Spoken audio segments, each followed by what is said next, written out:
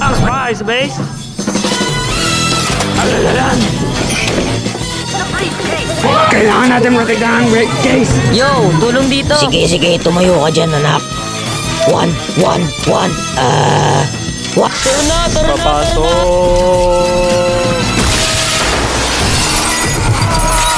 Uy, nandito pa rin. Nice, man. Mga Ginoo.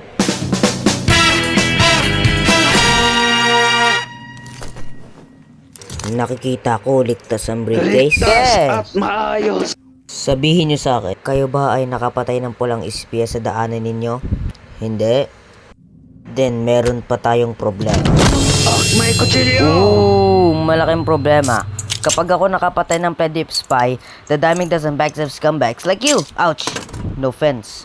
Kapag na-manage mo sila patayin, i-assume ko na hindi ako yon.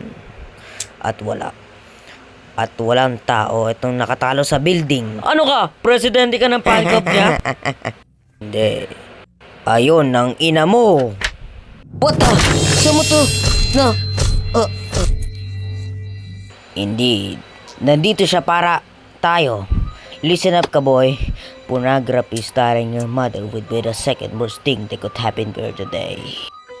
Oh! Akin na nga yan!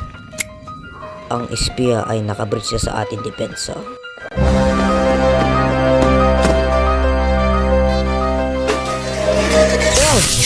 Century down!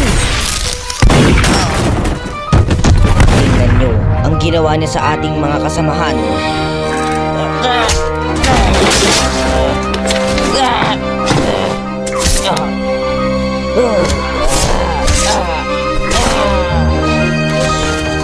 First of all, pwede siya maging isa sa atin.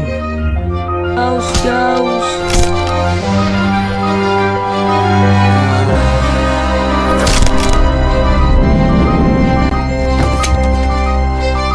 It could be in this very room.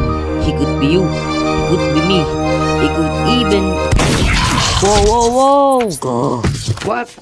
Obvious naman, di ba? Siya ang Red Spia. Tingnan mo, magiging pula siya.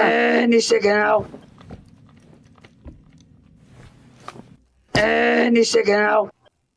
Tingnan mo, pula. No wait, dugo pala.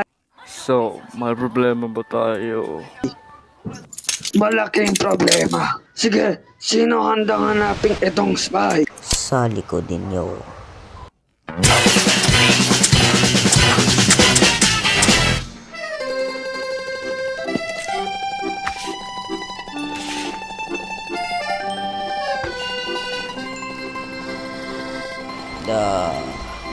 I hate my wife.